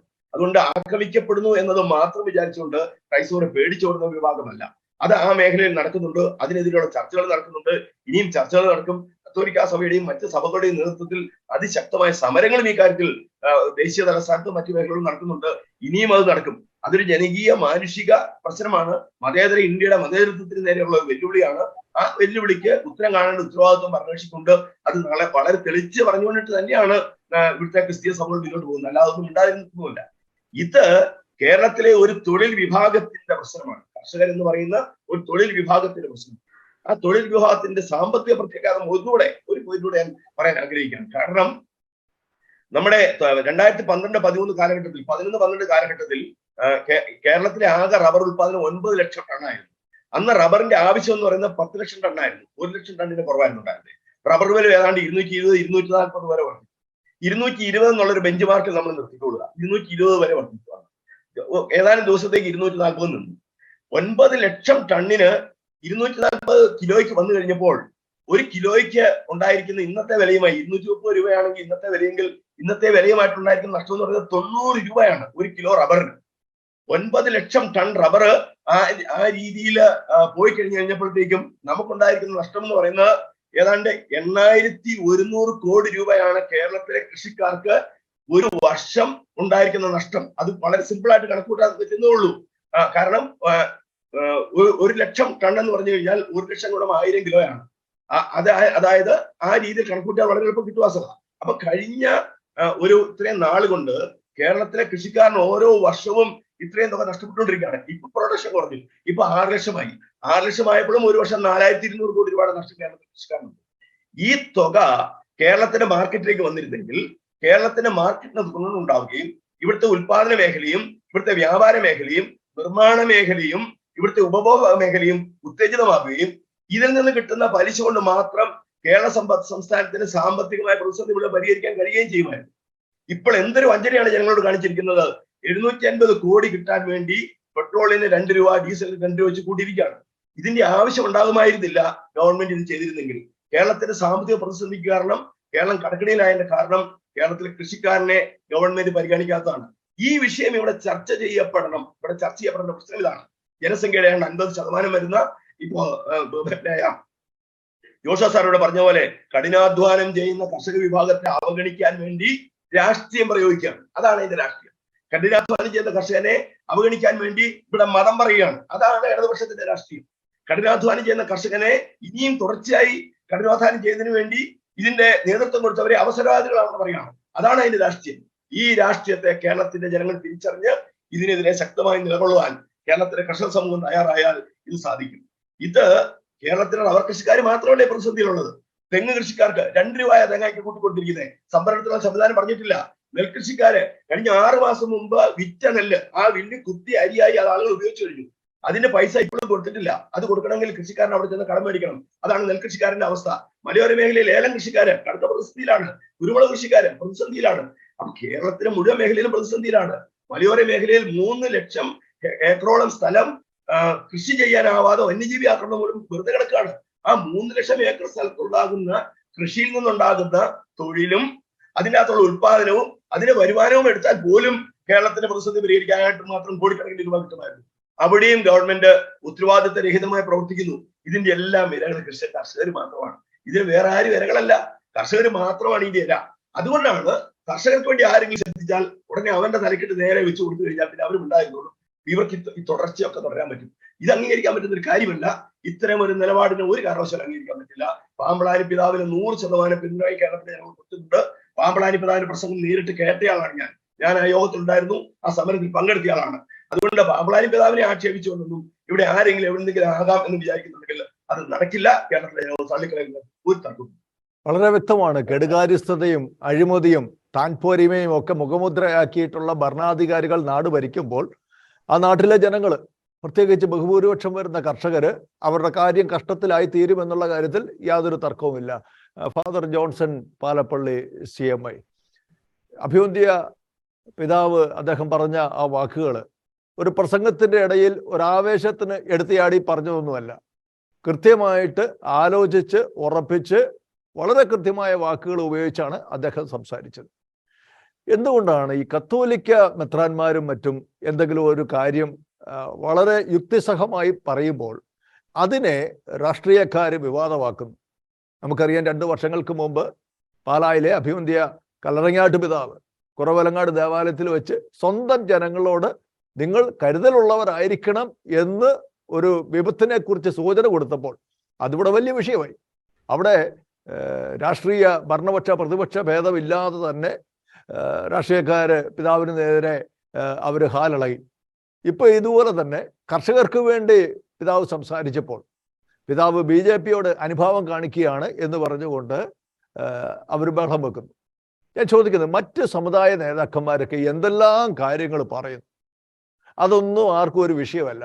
പക്ഷേ കത്തോലിക്ക സഭ നേതൃത്വം എന്തെങ്കിലും ഒരു കാര്യം പറയുമ്പോൾ അതിനെ ഇത്രമാത്രം വലിയ വിവാദമാക്കണമെങ്കിൽ അതിന്റെ പിന്നിൽ എന്തുകൊണ്ടാണ് ഇവർ ഇത്രമാത്രം വിരളി പിടിക്കുന്നത്? ഈ ദിവസങ്ങളിൽ നടന്ന ചർച്ചകളൊക്കെ ഒന്ന് പരിശോധിക്കുമ്പോൾ നമുക്ക് മനസ്സിലാക്കാവുന്ന ഒരു വലിയൊരു വിരോധാഭാസമുണ്ട്. അത് പ്രകാരമാണ്, അച്ഛന്മാരും മെത്രാന്മാരും പറഞ്ഞതനുസരിച്ച് കുഞ്ഞാടുകൾ വോട്ട് കുത്തുന്ന കാലം കഴിഞ്ഞു പോയി എന്ന് നാഴികയ്ക്ക് 40 വട്ടം ആവർത്തിച്ചുകൊണ്ടിരിക്കുന്ന ആൾക്കാർ തന്നെയാണ് ഇപ്പോൾ ഒരു പിതാവ് വിശ്വാസികളുടെ വോട്ടിന്റെ കാര്യം പറഞ്ഞപ്പോൾ ഹാലിളകി വന്നിരിക്കുന്നത്. അത് എന്താണ് സൂചിപ്പിക്കുന്നത്? ഇവർ പറഞ്ഞതിനെ തന്നെ അതിന് ഘടകവിരുദ്ധമായിട്ട് ഇവർ തന്നെ സ്ഥാപിക്കുകയാണ്. അച്ഛന്മാരും ബിഷപ്പുമാരും പറഞ്ഞത് കേട്ടിട്ട് കുഞ്ഞാടുകൾ വോട്ട് കിട്ടുന്നില്ല എങ്കിൽ പിന്നെ എന്തിനാണ് ഇവര് ഭയപ്പെടുന്നത്? ഇവര് ഭയപ്പെടുന്നുണ്ട് എങ്കിൽ ബിഷപ്പുമാരും അച്ഛന്മാരും മത നേതാക്കന്മാരും ഒക്കെ പറഞ്ഞിട്ടുണ്ടെങ്കിൽ അവർ പറയുന്നത് വാസ്തവമാണ് എന്നും അവരുടെ കൂടെ നിൽക്കാനായിട്ട് ആളുകൾ ഉണ്ട് എന്ന് വ്യക്തമായിട്ട് അറിഞ്ഞിട്ടും അവരെ ഭയപ്പെടുന്നത് കൊണ്ടാണ്. നമ്മൾ എന്തുകൊണ്ടാണ് എന്തെങ്കിലും ഒരു പ്രസ്ഥാനത്തിനെതിരെ വ്യക്തികൾക്ക് നമ്മൾ കൂടുതൽ ആക്രമണകാരികളാകുന്നത്? കാരണം നമ്മൾ അവരെ ഭയപ്പെടുന്നു എന്നുള്ളത് കൊണ്ട് തന്നെയാണ്. അപ്പോൾ ഈ ക്രൈസ്തവ സഭ മേലധ്യക്ഷന്മാർ ഇത്രമാത്രം ആക്രമണങ്ങൾക്ക് വിധേയരാകുന്നുണ്ട് എങ്കിൽ അവരുടെ പ്രസ്താവനകൾ സമൂഹത്തിൽ കൂടുതൽ സ്വീകാര്യത ലഭിക്കും, അല്ലെങ്കിൽ രാഷ്ട്രീയക്കാർ പറയുന്നതിനേക്കാൾ മറ്റാരും പറയുന്നതിനേക്കാൾ അവരുടെ വാക്കുകൾക്ക് നല്ല വില വിശ്വാസി സമൂഹവും പൊതുസമൂഹവും കൊടുക്കും എന്ന് അവർ ഭയപ്പെടുന്നത് കൊണ്ടാണ് നമ്മുടെ കത്തോലിക്ക സഭ മേലധ്യക്ഷന്മാരെ ഇങ്ങനെ വളഞ്ഞിട്ട് ആക്രമിക്കുന്നത് എന്ന് എനിക്ക് തോന്നുകയാണ്. ഞാൻ മുമ്പ് സൂചിപ്പിച്ചതുപോലെ 2014 ഇടുക്കി ലോക്സഭാ ഇലക്ഷനോടനുബന്ധിച്ച് ഒരച്ഛൻ പറഞ്ഞാലും ഒരു കപ്പേര് പറഞ്ഞാൽ പോലും ഇവിടുത്തെ ആൾക്കാർ കേൾക്കുകയില്ല എന്ന് പറഞ്ഞ ഒരു രാഷ്ട്രീയക്കാരനുണ്ടായിരുന്നു. പക്ഷേ എന്താണ്, വോട്ട് പെട്ടി തുറന്നപ്പോഴേക്കും ആര് പറഞ്ഞതാണ് ജനം കേട്ടത് എന്ന് പൊതുസമൂഹം കണ്ടതാണ്.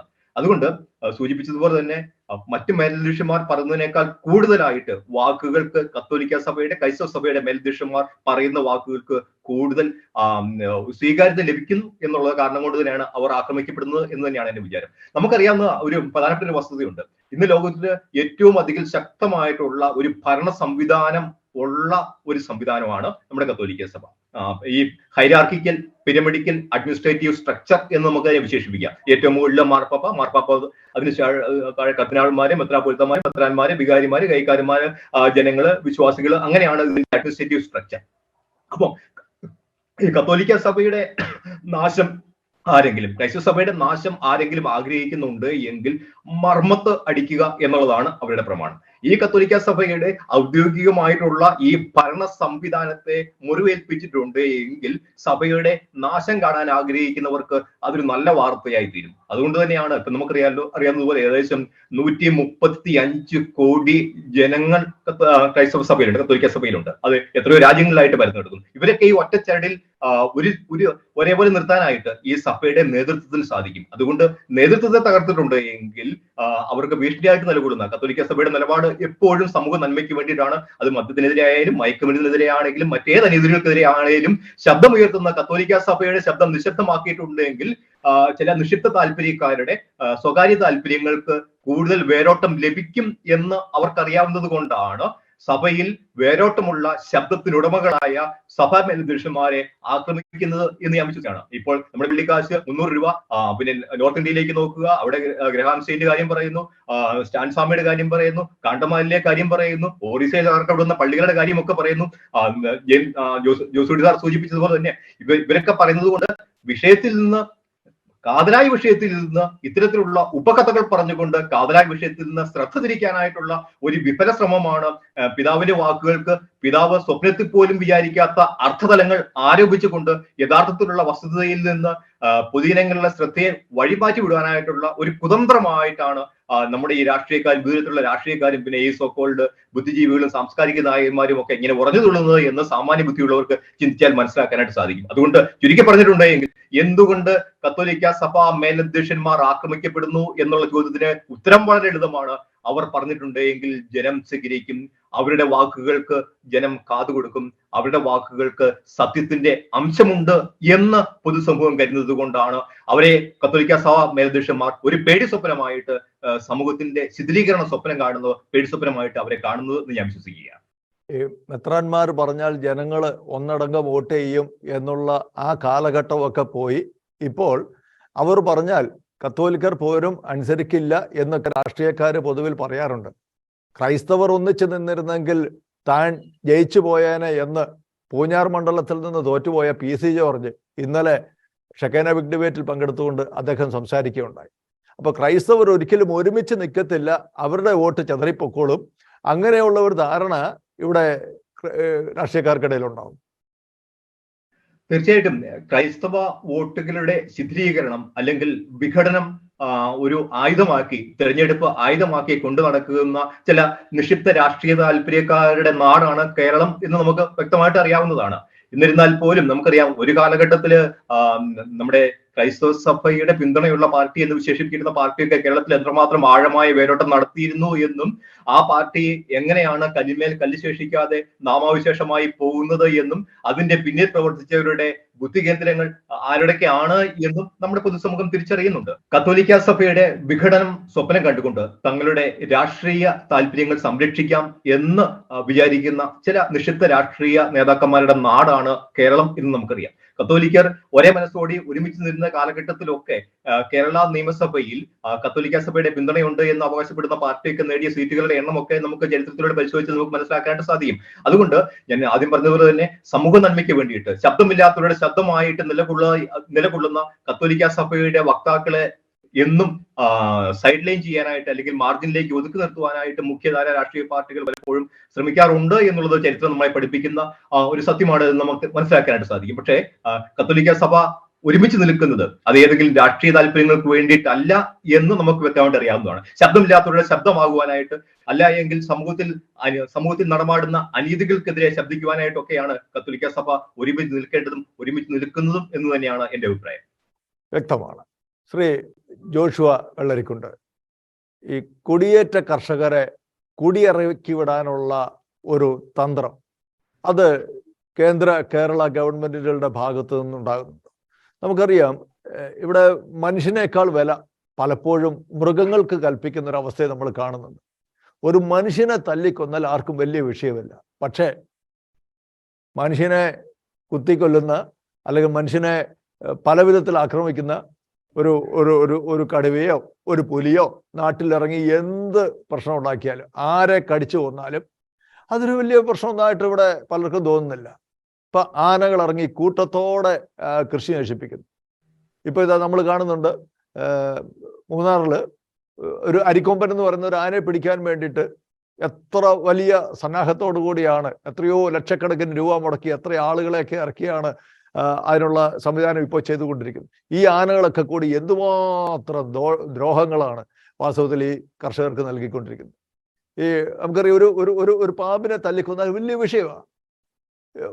ഒരു മനുഷ്യനെ തല്ലിക്കൊന്നാൽ അത്രയും വിഷയമില്ല എന്ന് പറഞ്ഞാൽ മനുഷ്യനെ തല്ലിക്കൊല്ലാമെന്നല്ല, പക്ഷേ ഈ മനുഷ്യനേക്കാൾ വില മൃഗങ്ങൾക്ക് കൽപ്പിക്കുന്ന ഒരു രീതി നമ്മൾ പൊതുവിൽ ഇപ്പോൾ ഈ നാട്ടിൽ കണ്ടുവരുന്നത്. എനിക്ക് തോന്നുന്നു ഒരു പക്ഷേ ഇത് ഈ നമ്മുടെ രാജ്യത്തല്ലാതെ ലോകത്ത് വേറെ ഏതെങ്കിലും ഒരു രാജ്യത്ത് ഇങ്ങനെ ഒരു സംഗതി ഉണ്ടോ എന്നെനിക്ക് തോന്നുന്നില്ല. അപ്പൊ ഇതിലൂടെയെല്ലാം ഈ കർഷകരെ കുടിയിറക്കി വിടാനുള്ള ഒരു വലിയ തന്ത്രം, അതിൻ്റെയൊക്കെ പിന്നിൽ ആരൊക്കെയോ വളരെ ശക്തമായിട്ട് പ്രവർത്തിക്കുന്നുണ്ട് എന്നുള്ളൊരു കാര്യത്തിൽ അങ്ങേക്ക് എന്താ പറയാ? അതുറപ്പല്ലേ. എന്ന് മാത്രമല്ല, ഇത് ചരിത്രത്തിൽ ആദ്യമായിട്ട് ഈ കുടിയിറക്ക ശ്രമം വിജയിച്ചിരിക്കുന്നു എന്നുള്ളതാണ് സത്യം. പണ്ട് 60കളില് ചുരുളി കീരിത്തോട് അല്ലെങ്കിൽ ഇവിടെ മലബാറില് ഈ കൊട്ടിയൂര് പ്രദേശത്തുണ്ടായ കുടിയിറക്ക പരിശ്രമങ്ങള് ഒക്കെ പ്രത്യക്ഷത്തില് അങ്ങോട്ട് നേരെ ഇറക്കി വിടാനുള്ള ബലപ്രയോഗങ്ങളായിരുന്നു. അത് ഭരണപക്ഷത്തിൽ നിന്നായാലും മറ്റുള്ളവരിൽ നിന്നായാലും. പക്ഷെ ഇപ്പോഴിതെന്താന്ന് വെച്ച് കഴിഞ്ഞാൽ തന്ത്രപരമായിട്ട് ശ്വാസം മുട്ടിച്ച് ജീവിക്കാനായിട്ട് ഒരു ഗതിയും പരഗതിയും ഇല്ലാതെ ഞങ്ങൾ സ്വയം ഇറങ്ങിപ്പൊക്കോളും എന്ന് ഇവര് മനസ്സിലാക്കി എല്ലാ വിധത്തിലും 4 ചുറ്റിൽ നിന്നും ഉള്ളിൽ നിന്നും ഞങ്ങളെ ഉപദ്രവിച്ച് ഈ നാട്ടിൽ നിന്ന് കുടിയിറക്കി കഴിഞ്ഞിരിക്കുന്നു എന്നുള്ളതാണ് സത്യം. സാമ്പത്തികമായിട്ട് ഞങ്ങളെ തകർത്തു കളഞ്ഞു. ഇനി ഒരിക്കലും തിരിച്ചു വരാനാവാത്ത വിധം ഇവിടുത്തെ കൃഷിക്കാര് സാമ്പത്തികമായിട്ട് തകർന്നു പോയിരിക്കുന്നു.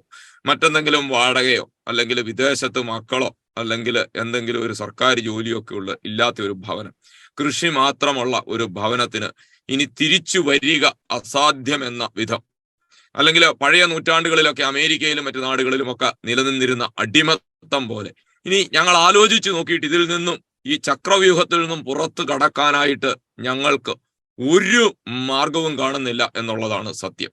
അങ്ങനെ സാമ്പത്തികമായിട്ട് ഞങ്ങളെ പരാജയപ്പെടുത്തി. അത് കഴിഞ്ഞിട്ട് ഇതിനെല്ലാം ഉപരിയായിട്ട് ഞങ്ങളെ വലിയ കയ്യേറ്റക്കാര്, കൊള്ളക്കാര്, കവർച്ചക്കാരെന്ന് വിളിച്ചു. ഞങ്ങൾ എന്ത് കുറ്റമാണ് ചെയ്തത്? നിങ്ങൾക്ക് ഭക്ഷണം തന്നാ, നിങ്ങൾ ഇപ്പോഴെ യാത്ര ചെയ്യുന്ന വാഹനങ്ങൾക്കുള്ള ടയറുകൾ തന്നാ, നിങ്ങൾ കിടന്നുറങ്ങുന്ന കട്ടിലുകൾ നിർമ്മിച്ചു നൽകിയ, അല്ലെങ്കിൽ നിങ്ങൾക്ക് ഭവനങ്ങൾ ഉണ്ടാക്കി തന്ന, എല്ലാം നൽകിയ കർഷകരെ ഇങ്ങനെ കയ്യേറ്റക്കാരെന്ന് ആക്ഷേപിക്കുന്നതിൽ എന്ത് കഥയാണുള്ളത്? ഇന്നത്തെ ഈ എറണാകുളം നഗരം മുഴുവന് ചതുപ്പ് നികത്തി ഉണ്ടാക്കിയതാണ് കൊച്ചി രാജാവിന്റെ കാലത്ത്, ഷൺമുഖ ഷെട്ടിയുടെ കാലത്ത്. ഇന്നും നികത്തപ്പെട്ടുകൊണ്ടിരിക്കുകയാണ്. അതുപോലെ തന്നെ ഈ കാടായ എല്ലാ പ്രദേശങ്ങളും ഒരു കാലത്ത് കാടായിരുന്നു. ആ കാട് തെളിച്ച് തന്നെയാണ് ഇന്നുള്ള വികസിത പ്രദേശങ്ങളെല്ലാം ഉണ്ടായത്. ഇവിടെ ഒരു പ്രത്യേക സമുദായത്തില് അല്ലെ പ്രത്യേക വിശ്വാസത്തിൽ പെട്ടവര് മാത്രം ജീവിതമാർഗം തേടുമ്പോൾ അത് കയ്യേറ്റം, കൊള്ള, പ്രകൃതി നശീകരണം. ഞങ്ങൾ ചെയ്താല് ഇതൊക്കെ പുണ്യപ്രവൃത്തി. ഇത് ആരോടാണ് പറയാൻ കൊള്ളുന്നത്? അതിലൊക്കെ ഉപരിയായിട്ട് പണ്ട് നമ്മളിങ്ങനെ ചരിത്രത്തിൽ വായിച്ചിട്ടുണ്ട്, റോമിലെ ഭരണാധികാരികള് അവിടെ ഈ അവരുടെ ഉല്ലാസത്തിന് വേണ്ടിയിട്ട് വന്യമൃഗങ്ങളുള്ള കുഴിയിലിട്ട് പാവപ്പെട്ട അടിമകളെ പിടിച്ചെറിയും. ഇതുങ്ങൾ അവിടെ ആ സിംഹങ്ങളുമായിട്ട് പുലികളുമായിട്ടൊക്കെ ജീവന് വേണ്ടിയിട്ട് ആ ഘോരമൃഗങ്ങളോട് പോരാടുന്നത് കണ്ട് സന്തോഷിച്ച് വീഞ്ഞു കുടിച്ച് ഉല്ലസിച്ചവരെന്നവരെ കുറിച്ച് ചരിത്രം രേഖപ്പെടുത്തുന്നെങ്കിൽ ഞങ്ങൾ പാവപ്പെട്ട കൃഷിക്കാരെ ഇങ്ങനെ വന്യമൃഗങ്ങൾക്ക് ഇട്ടുകൊടുത്തിട്ട്, എന്റെ തൊട്ട് അടുത്തുള്ള ഒരു ചേട്ടനുണ്ട്, മാടത്താനി ജോസിയേട്ടന്. ഒരു 5-8 വർഷം മുമ്പ് ആ മനുഷ്യൻ റബ്ബർ പാൽ എടുക്കാനായിട്ട് റബ്ബർ തോട്ടത്തിൽ പോയതാണ്. രാവിലെ ഒരു 6 മണിയോട് കൂടി റബ്ബറിന്റെ ചോട്ടിൽ കിടന്നുറങ്ങിയിരുന്ന പന്നി ചാടി എഴുന്നേറ്റ് ഒറ്റ തട്ട് വെച്ച് കൊടുത്തിട്ട് അയാളുടെ വയറിന്റെ അടിവശം മുതൽ ഇങ്ങ് മുകളിൽ വരെ കീറി കുടൽമാലയെല്ലാം ചെതറി തെറിച്ചവിടെ ആ നിമിഷം മരിച്ചു വീണു. ഈ ചേച്ചി ഭർത്താവിനെ കാണാതെ അന്വേഷിച്ച് 2-3 മണിക്കൂർ കഴിഞ്ഞ് ചെന്നപ്പോൾ ഈ മനുഷ്യൻ ഇങ്ങനെ മരിച്ചു കിടക്കുകയാണ്. അവരുടെ അലറി കരച്ചില്, അവരുടെ 3 മക്കളുടെ കണ്ണുനീര് ഇന്നും തോർന്നിട്ടില്ല. ആ കുടുംബം ഇന്നെങ്ങനെ ജീവിക്കുന്നു? ഈ മക്കൾക്ക് എന്ത് സംഭവിച്ചു? അവരെ ആര് സംരക്ഷിച്ചു? ആരെങ്കിലും അന്വേഷിച്ചോ? ഈ ആറളത്ത് കൊണ്ടുപോയി പാവപ്പെട്ട ആദിവാസീനെ കുടിയിരുത്തിയിട്ട് അവരെ ആന ചവിട്ടിക്കൊല്ലുകയാണ്. ആന ചവിട്ടിക്കൊല്ലുന്നതിന്റെ വേദന നിങ്ങൾക്കറിയാൻ കഴിയുമോ? ശ്വാസകോശത്തിലേക്ക് വാരിയെല്ലുകൾ കുത്തിക്കയറിയിട്ട് ശ്വാസം കിട്ടാതെ പെടഞ്ഞുള്ള മരണം അത്ര സുഖകരമാണോ? ഇതൊക്കെ കണ്ടിട്ട് എന്ത് ധൈര്യത്തിലാണ് നാളെ ഞാൻ രാത്രിയിൽ റബ്ബർ ടാപ്പ് ചെയ്യാനായിട്ട് അല്ലെങ്കിൽ കൃഷി ചെയ്യാനായിട്ട് എന്റെ കൃഷിയിടത്തിലേക്ക് ഇറങ്ങേണ്ടത്? നിങ്ങൾ ഉദ്ദേശിക്കുന്നത് പോലെ പകൽ വെളിച്ചത്തിൽ മാത്രം കൃഷി ചെയ്താൽ പോരാ, പാമ്പിനെ മാത്രം പേടിച്ചാ പോരാ. ഈ ഇരുട്ടിന്റെ തൊട്ടപ്പുറം ഒരു ആന നിപ്പുണ്ടോ? ഈ റബ്ബറിന്റെ ചോട്ടിൽ ഒരു പന്നി കിടപ്പുണ്ടോ? ഞാൻ എന്റെ റബ്ബർ തോട്ടത്തില് പയറ് തെളിച്ച് പോയപ്പോൾ ഈ കുനിഞ്ഞ് പയറ് പറിക്കാനായിട്ട് ഞാൻ കൈയൊന്ന് കുത്തിയതൊരു വലിയ കാട്ടുപന്നിയുടെ പുറത്തായി പോയി. അത് ഓടിയത് എന്റെ നേരെ എതിർവശത്തോട്ടായി പോയത് കൊണ്ട് മാത്രം ജീവനോടെ ഇരിക്കുന്ന മനുഷ്യനാണ് ഞാൻ. ഈ വന്യമൃഗങ്ങളെ അഴിച്ചുവിട്ട് ഞങ്ങളെ ഭീഷണിപ്പെടുത്തി ഞങ്ങളുടെ കൃഷിയിടങ്ങളിൽ നിന്ന് ഇറങ്ങിപ്പോകേണ്ട ഗതി വന്നിരിക്കുകയാണ്. ആന വരുന്ന, കടുവ ഇറങ്ങുന്ന ഒരു സ്ഥലത്തിന് ആരെങ്കിലും എന്തെങ്കിലും വില തരുമോ? ഞാൻ എന്റെ കൃഷിഭൂമിയുടെ ഒരു പകുതിയെങ്കിലും വിറ്റ് എന്നിട്ട് എന്റെ കൃഷി ചെറിയ തോതിൽ ഒതുക്കിയിട്ട് മറ്റെന്തെങ്കിലും ഗ്രീൻ ഹൗസോ വല്ലതും വെച്ചിട്ട് രക്ഷപ്പെടാമെന്ന് വിചാരിച്ചിട്ട് ഈ കൃഷിഭൂമിയുടെ നികുതി അടയ്ക്കണമെങ്കിൽ പുതിയ ഒരു വായ്പ ക്രമീകരിക്കേണ്ടതായിട്ടാണ് വന്നിരിക്കുന്നത് ഇപ്പോഴും. അങ്ങനെ വിൽക്കാൻ ചെന്ന് ഞാനിങ്ങനെ സ്ഥലം എടുക്കുന്നവരോട്, ഈ മാഫിയൊക്കെ ഉണ്ട്, കോറ മാഫിയൊക്കെ ഉണ്ട്, അവരോടൊക്കെ ചെന്ന് അപേക്ഷിച്ച് ഇങ്ങനെ കുറെ സ്ഥലങ്ങളുണ്ട് ഞങ്ങൾക്ക് കുടുംബവകയായിട്ട്, ഇതൊന്ന് ഏറ്റെടുക്കണം, നിങ്ങൾ പറയുന്ന വിലയ്ക്ക് ഞാൻ തന്നോളാം. അവർ സ്ഥലമെല്ലാം അന്വേഷിച്ചിട്ട് പറഞ്ഞു അവിടെയൊക്കെ 1 ഏക്കർ സ്ഥലം രജിസ്റ്റർ ചെയ്യണമെങ്കിൽ 1.5 ലക്ഷം രൂപ ടാക്സ് അടയ്ക്കണം, പത്രവും രജിസ്ട്രേഷൻ ഫീസും കൂടെ.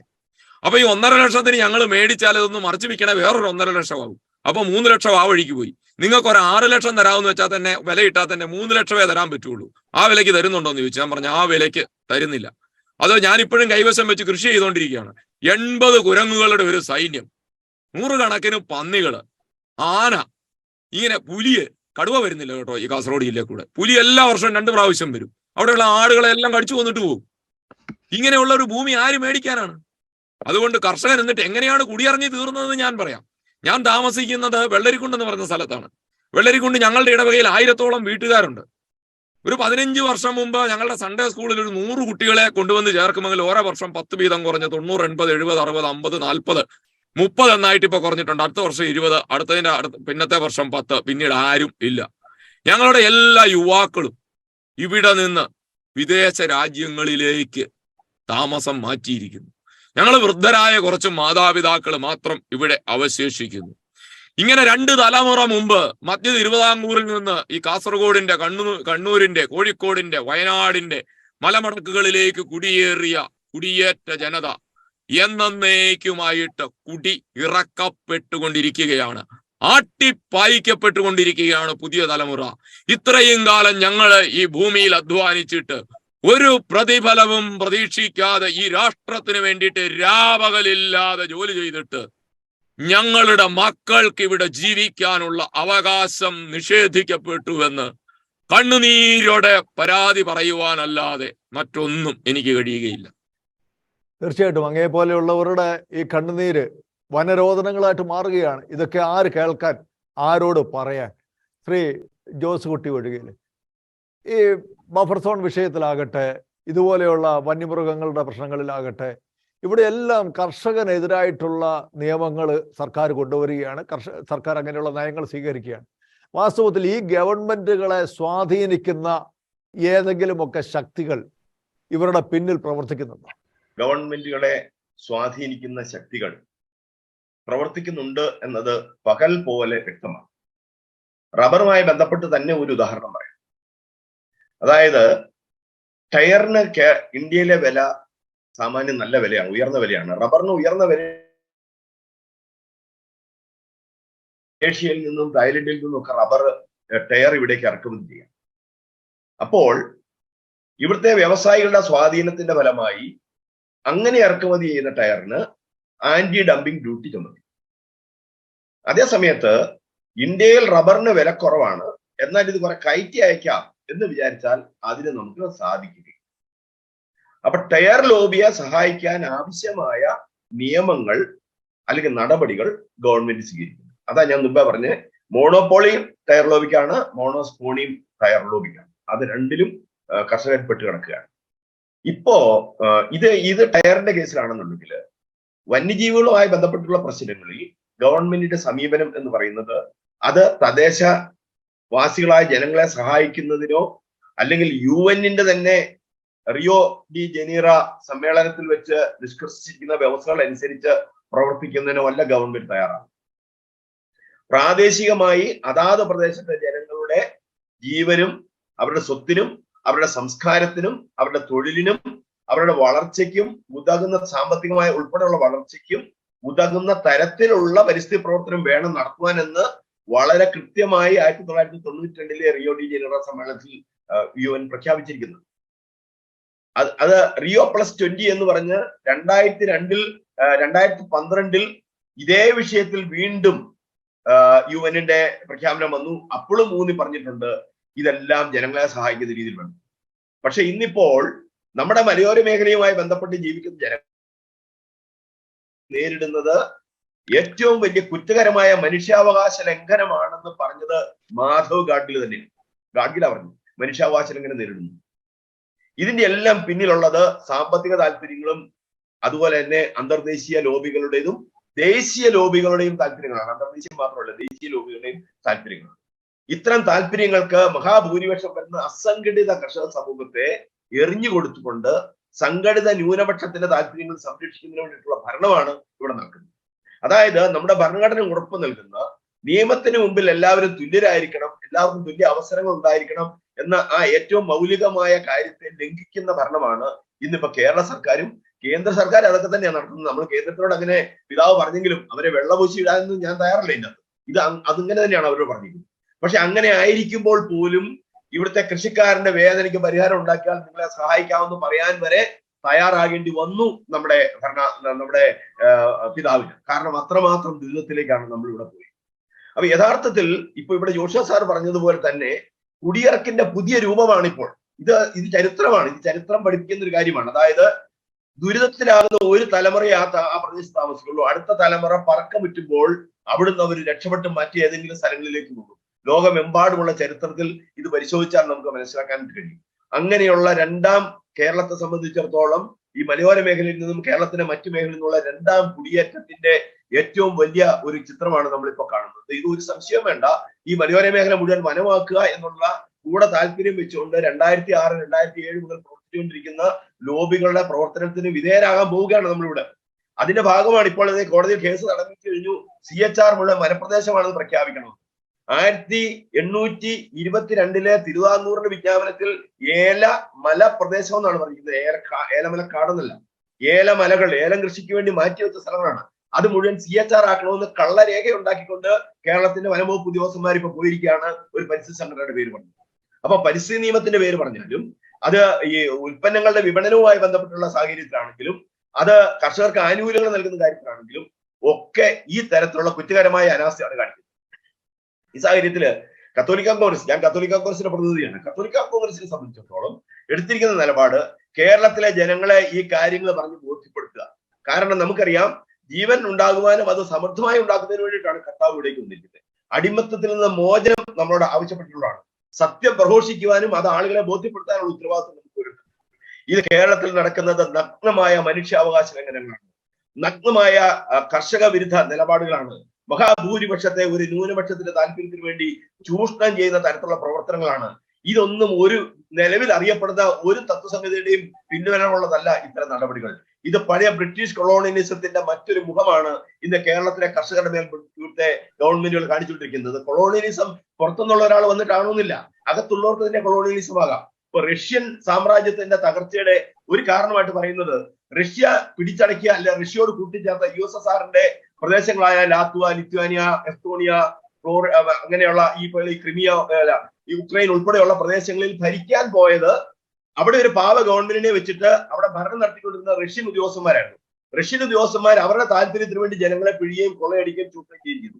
ഇന്നിപ്പോ കേരളത്തിലും അത് തന്നെയാണ് നടക്കുന്നത്. കേരളത്തിന്റെ സാധാരണക്കാരായ അധികാര ഘടനയിൽ പങ്കാളിത്തമില്ലാത്ത, എന്താണ് അധികാര ഘടനയിൽ പങ്കാളിത്തമില്ലാത്തതെന്ന് പറയുന്ന കാര്യം, ഇവിടെ ട്രേഡ് യൂണിയൻ ആണെങ്കിൽ അവൻ അധികാര ഘടനയിൽ പങ്കാളിത്തമുണ്ട്, അവന്റെ ട്രേഡ് യൂണിയനിസ്റ്റിന്റെ ഭാഗമാണ് അധികാര ഘടനയിലുള്ളവന്റെ പങ്കാളിത്തം എന്ന് പറയുന്നത്. ഇവിടെ മറ്റേതെങ്കിലും സംഘടിത വിഭാഗമാണെങ്കിലും ഉദ്യോഗസ്ഥന്മാരാണെങ്കിലും വ്യവസായികളാണെങ്കിലും അവർക്കൊക്കെ അധികാര ഘടനയിൽ പ്രത്യക്ഷമായോ പരോക്ഷമായോ പങ്കാളിത്തമുണ്ട്. അധികാര ഘടനയിൽ പങ്കാളിത്തമില്ലാത്തവർ എന്ന് പറയുന്നത് കേരളത്തെ സംബന്ധിച്ചിടത്തോളം കർഷകർ മാത്രമാണ്. അതുകൊണ്ടാണ് ഗവൺമെന്റിന്റെ പദ്ധതികളിൽ കർഷകർക്ക് വേണ്ടി വരുന്നത് നാമാത്രമാവുകയും അത് അവഗണിക്കപ്പെടുകയും ചെയ്താലും ആരും ചോദിക്കാൻ തയ്യാറാകുന്നത്. ഇപ്പൊ കഴിഞ്ഞ ബഡ്ജറ്റിൽ 500 കോടി രൂപ ഇതിനു വേണ്ടി മാറ്റിവെച്ചു, റബ്ബർ കൃഷിക്ക് ഇൻസെന്റീവ് നൽകുന്നതിന് വേണ്ടി.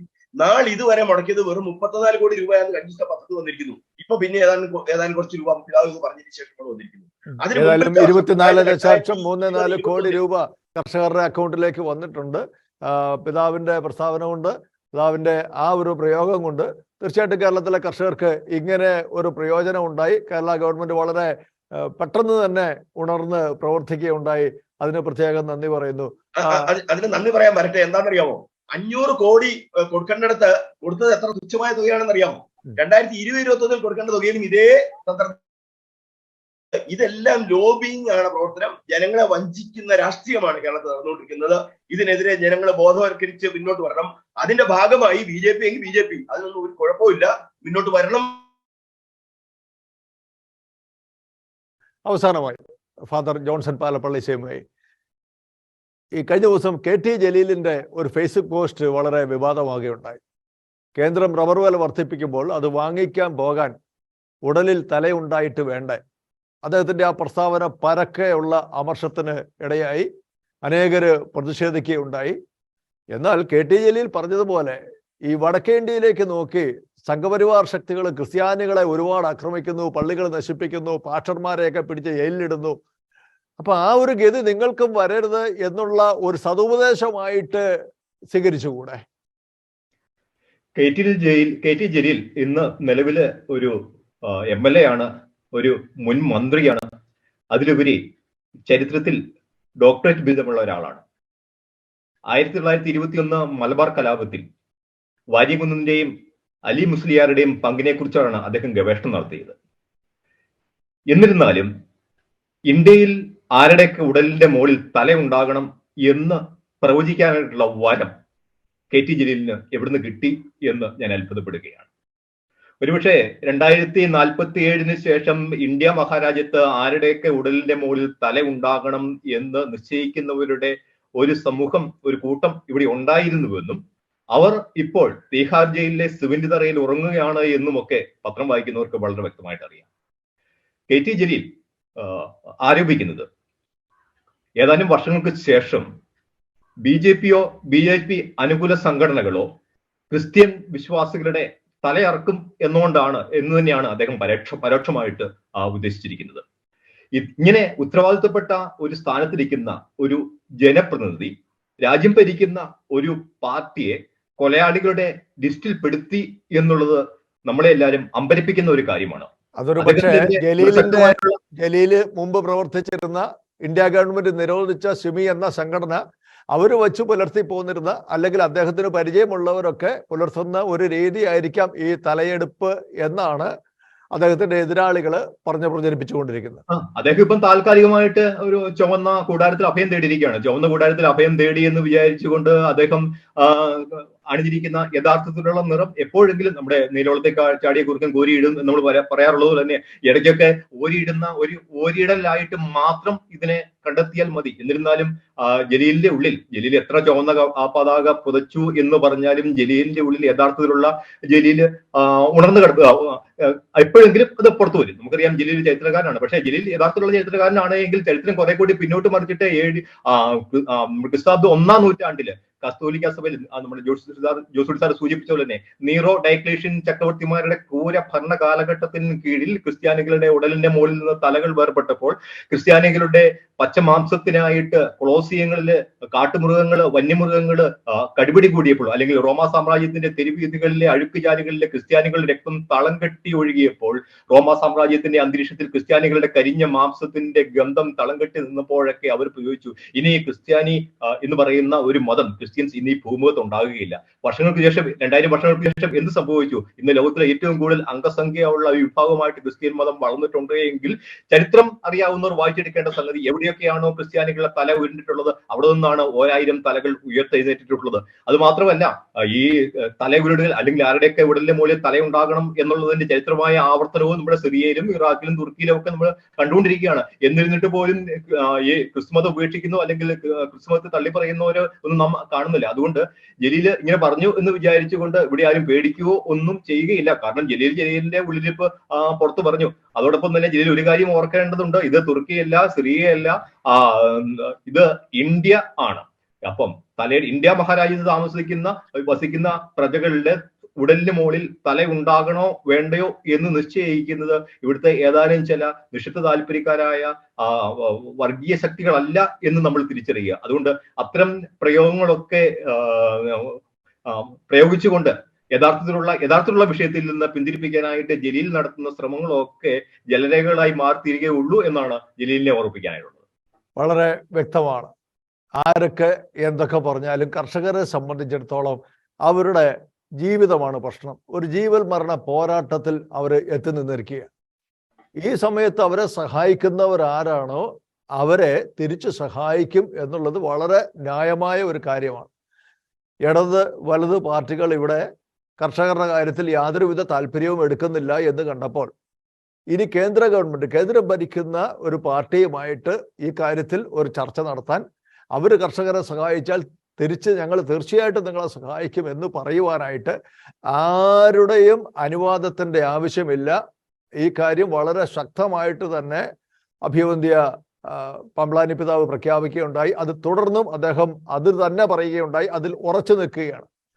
നിശ്ചയമായിട്ടും ഈ കാര്യത്തിൽ വളരെ ശക്തമായ പ്രതിഷേധങ്ങൾ ഇനിയും കേരളത്തിലെ ക്രൈസ്തവ സമൂഹത്തിന്റെ ഭാഗത്തു നിന്ന്, അതിലുപരി കർഷകരുടെ ഭാഗത്തു നിന്ന് ഉണ്ടാകും എന്ന് ഉറപ്പാണ്. ഈ ചർച്ചയിൽ വളരെ സജീവമായി പങ്കെടുത്ത father Johnson Palappally, Shri Joshua Vellarikkundu, Shri Josukutty ഒഴുകിയിൽ, 3 പേർക്കും നന്ദി.